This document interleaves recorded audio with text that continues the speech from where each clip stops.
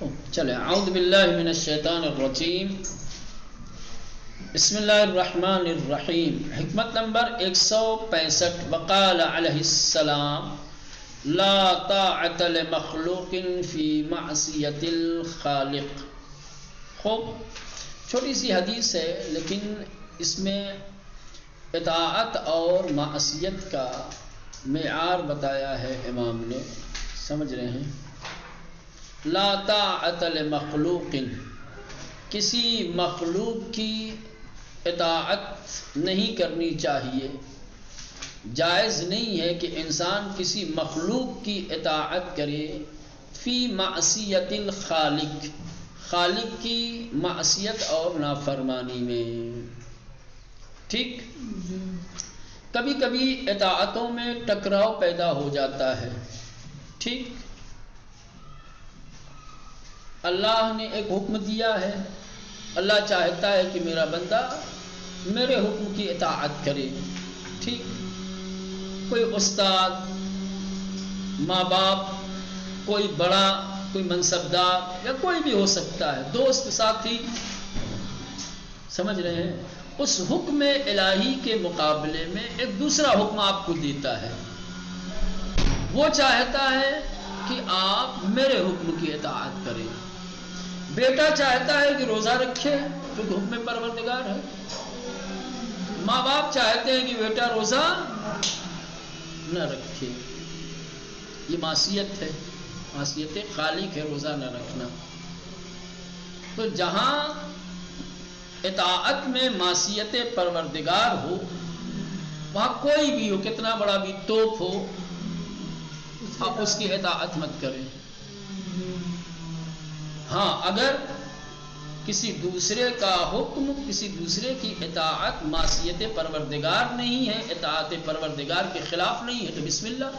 اللہ دیا ہے، اللہ نے اطاعت کا حکم. ماں باپ کی اطاعت کا حکم دیا کہ نہیں اولاد کو؟ یقیناً ماں باپ نے کی اطاعت کا حکم اولاد کو اللہ نے دیا ہے، لیکن ماں باپ کی اطاعت کا ایک دائرہ ہے جہاں ماں باپ کی اطاعت معصیت خدا تک نہ لے جائے. اگر ماں باپ کی اطاعت معصیت پروردگار ہے، حکم الہی کی نافرمانی ہے، تو وہاں ماں باپ کی بھی نہیں کی جائے گی. کسی کی بھی، کوئی بھی مخلوق، حتیٰ نبی اگر فرض کل بالفرض، ایسا تو ممکن نہیں ہے کہ کوئی نبی حکم پروردگار کے خلاف حکم دے، لیکن بالفرض آپ کے لیے اگر حکم پروردگار، اطاعت پروردگار یقینی ہو گیا کہ یہ اللہ کا حکم ہے، کوئی نبی اگر اس حکم پروردگار کے خلاف آپ کو حکم دے رہا ہے تو چونکہ نبی بھی مخلوق ہے، آپ اس کی بھی اطاعت مت کیجیے. جہاں خالق اور مخلوق کی اطاعتوں میں ٹکراؤ پیدا ہو جائے وہاں اطاعت صرف حکم پروردگار، اس لیے کہ مالک حقیقی وہ ہے. جو کچھ انسان کے پاس ہے وہ سب اس کا ہے. اطاعت کا حقیقی حقدار وہی ہے، اطاعت صرف اس کی ہونی چاہیے. لا حکم الا للہ، لا طاعت الا للہ، اللہ کے علاوہ اور کسی کی اطاعت نہیں. اور باقی جو دوسری اطاعتیں ہم کرتے ہیں بالاصل نہیں کرتے ہیں، بالتابع کرتے ہیں. بالتابع کا مطلب اللہ نے حکم دیا ہے اس لیے اطیع اللہ، اللہ کی اطاعت کرو. وَأَطِيعُ الرَّسُولَ، ہم رسول کی اطاعت نہ کرتے. اگر اللہ نے رسول کی اطاعت کا حکم نہ دیا ہوتا. وَأُولِي الْأَمْرِ مِنْكُمْ، ہم صاحبان امر کی اطاعت کیوں کریں؟ ہم صاحب امر کی اطاعت صرف اور صرف اس لیے کر رہے ہیں کہ حکم پروردگار ہے، ان کی اطاعت میں ہی اللہ کی اطاعت ہے. ماں باپ کی اطاعت کیوں کرتے ہیں؟ کیونکہ اللہ نے حکم دیا ہے، ان کی اطاعت میں اللہ کی اطاعت ہے. لیکن اگر ان میں سے کوئی جن کی اطاعتوں کا اللہ نے حکم دیا ہے، ان کی اطاعتیں اگر اللہ کی اطاعت کے خلاف ہو جائے، ٹکراؤ معصیت خدا کا میں اطاعت کروانا چاہے کوئی، تو معصیت خالق میں کسی مخلوق کی اطاعت بہت بڑی چیز ہے. اگر اس ایک جملے کو انسان سمجھ لے اور واقعاً اپنے آپ کو اس کا پابند بنا لے تو سماج اور معاشرے میں بہت سارے مسائل ایسے ہیں. اکثر ہوتا ہے واقعاً حکم پروردگار کے خلاف حکم دیا جاتا ہے کہ نہیں بھائی اس کو چھوڑو آپ میری مانو. خصوصاً حکومتیں منصبدار رؤسا اس طریقے کا کرتے ہیں. نہیں آپ کو یہ نہیں کرنا ہے آپ یہ کیجیے, آپ کو یہ نہیں کرنا ہے آپ یہ کیجیے. خطبہ اچھا جائے تو اللہ کی معصیت میں, خالق کی معصیت میں کسی مخلوق کی اطاعت مت کرو جائز نہیں ہے, کوئی بھی ہو مخلوق. 5 منٹ ہوا ہے, بات ختم ہو گئی.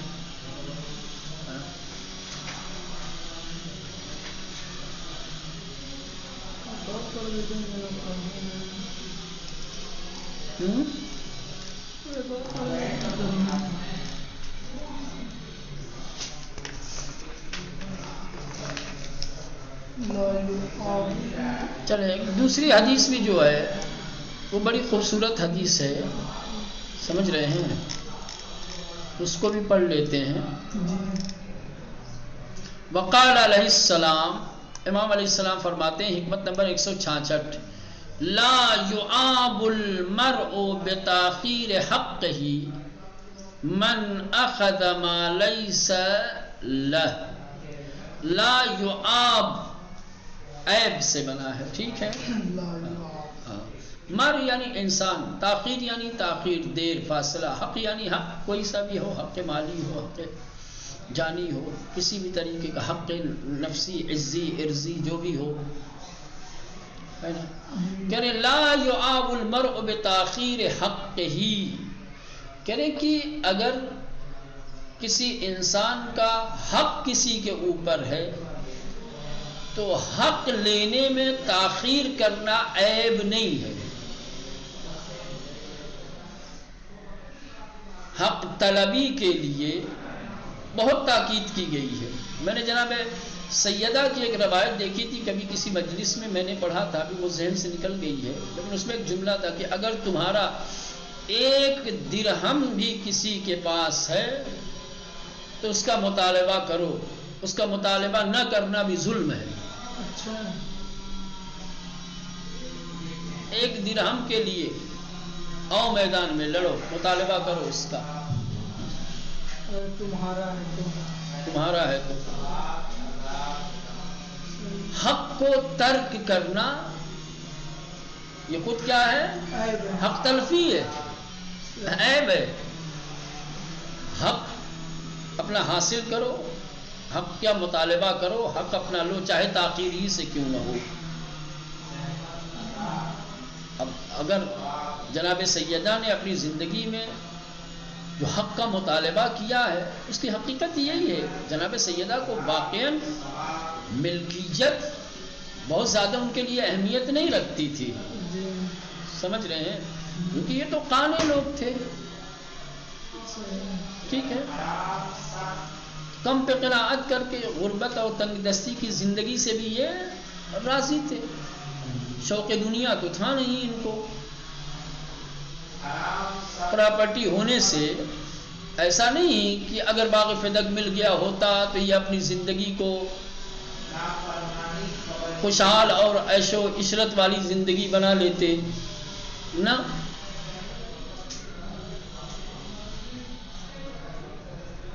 تو ان کے لیے موضوعیت خود وہ ملکیت نہیں تھی, پراپرٹی نہیں تھی, موضوعیت حق تھا.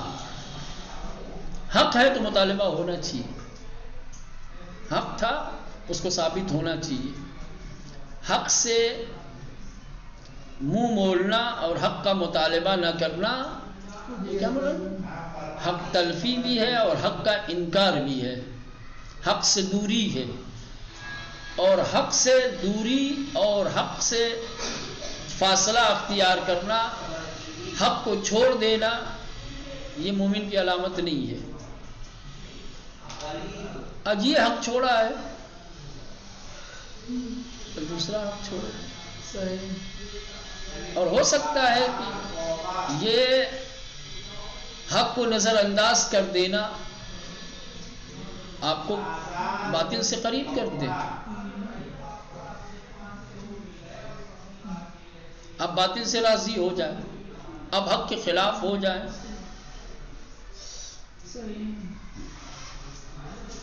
حق کسی بھی طریقے کا ہو، کم ہو یا زیادہ ہو،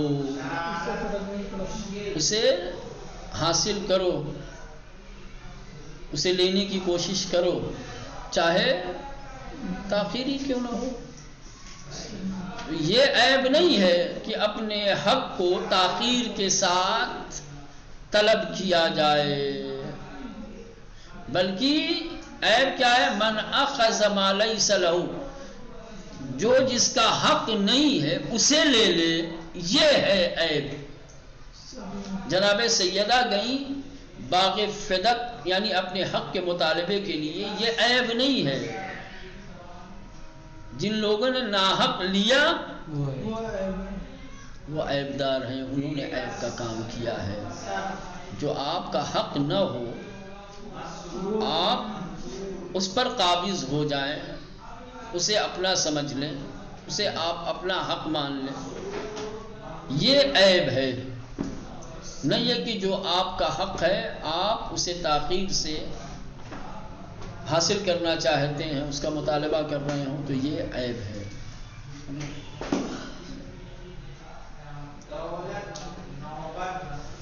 چلیں اتنا رہنے دیں، بقیہ انشاءاللہ